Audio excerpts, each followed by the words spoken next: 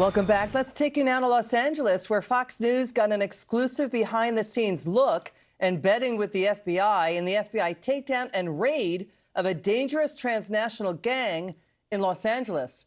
Fox News' Matt Finn joins us from Los Angeles with more. Matt, this is stunning. What more can you tell us? Law enforcement busting 12 alleged members of the transnational 18th Street gang, including top brass, in a sting called Operation Dead Horse. Fox exclusively embedded with the FBI as agents raided one of the suspected stash houses early Thursday morning. The DOJ says the 18th Street gang has 100,000 members and is one of the largest and most violent gangs in the Western Hemisphere. It's not just LA, and in fact, it's a transnational gang, so they have control all over, even outside of this country. LAPD tells Fox the gang imports narcotics like fentanyl from the Mexican Sinaloa cartel at a discount, then marks up the price and sells lethal drugs all over the world. The feds say the gang is operated by Mexican mafia bosses inside prisons who order members on the street. They need people at the outside to do their work, their dirty work, and those are the people that we went after today. One of the alleged drug trafficking bosses arrested is a 60-year-old woman busted with meth, fentanyl, and guns. Investigators say the 18th Street gang turned LA's historic MacArthur Park into an open-air drug market. Street vendors risk being murdered if they don't pay dues, and homeless encampments are used to store drugs. The indictment reads the gang threatened one business: if you don't cooperate with us, that's it, you're done. And this was a years-long investigation with LAPD and the feds, and the Justice Department says it's going after cases like this because President Trump instructed them to target open-air drug markets and transnational gangs. Liz. It's an amazing story, Matt Finn. Thank you so much. Now, please take a listen to this. The highest poverty rate, tied with Louisiana, the highest unemployment, and as Nick Kristof of the New York Times recently wrote, Mississippi schools outperform California schools, especially for poor kids. Now, people see that or hear that or read that, and they're like, no thanks, California. No thanks, Gavin Newsom. We're good. Yeah. Well, the poverty rate is, you're talking about the supplemental poverty rate. I don't have like a brand. I don't have a tag, Make America Great, or I don't, the Great Society, or, something like Medicare for all the billionaires. But but for me, no bull. Just standing up for ideals, striking out against injustice. All right. That first was Katie Couric pointing out California's nearly 18% poverty rate is the highest of all U.S. states. Newsom, he tried to whip a fastball. He tried to say, wait, that is a, quote, supplemental rate. Wait a second. That supplemental rate, that number includes California's very high cost of living for things like housing, medical expenses, gas, and more. And then he was asked, what are your policy fixes for California? He was asked by another interviewer. First, Newsom would only talk about his, quote, brand. Joining us now, Fox News contributor, author, and columnist, Miranda Devine. Thank you so much, Miranda. It's great to see you again. What do you make of Gavin Newsom here? Is that how he's going to run for the White House? I mean, what do you make of what he's saying? I mean, I don't think it's very palatable outside California. I don't think it's particularly palatable there either, because every question about his abysmal record, he deflects into some other narcissistic comment about himself. He's so pleased with himself. And, the new personas that he tries on, like a new set of clothes every other week, is, to me, incredibly off-putting. I don't understand. I mean, liberal magazines write him up as being so handsome, impossibly handsome. I don't know about you, Liz, but I don't see it. I just see a kind of flim-flam guy who's totally destroyed California.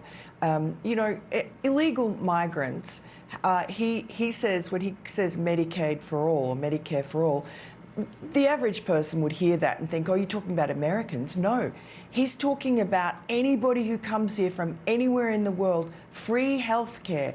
Already, I think California's spent $6 to $7, maybe even as much as $9 billion on Medicaid for undocumented migrants. That's illegal migrants.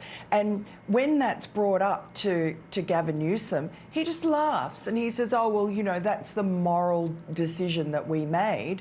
Wherever there is free government money, there is fraud.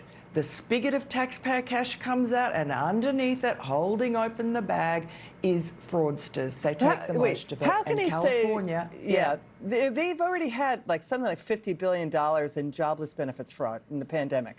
So, and he can't answer with any basic policy. Instead, he talks about his brand and not about, stopping rampant fraud. I mean, House Energy just launched an investigation into Medicaid fraud in 10 states that includes California and New York. Isn't it equally immoral to gouge voters and taxpayers with higher taxes to pay for waste, government fraud, and more? Of course it is. I mean, it's utterly immoral to be wasting money and then California ends up with a huge shortfall in funding that they imagine that they're going to recoup somehow by taxing high earners. All the high earners are leaving. All the people, the top 1% that pay 50% or more of the taxes, they're leaving California. They're not going to be fleeced by this flim-flam man.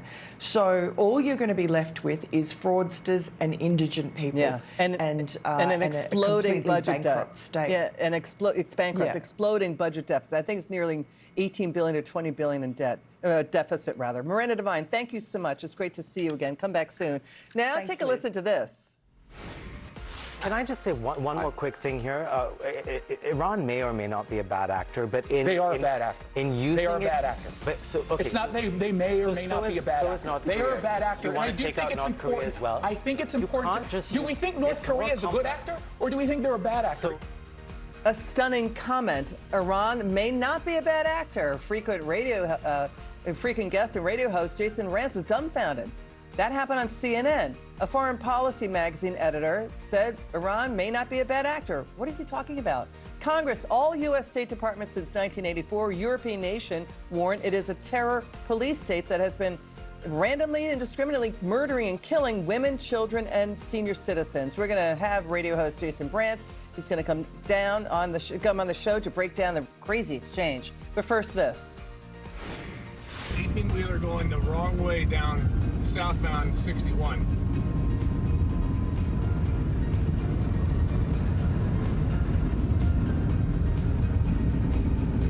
He is on the northbound lanes of 61 going the wrong way.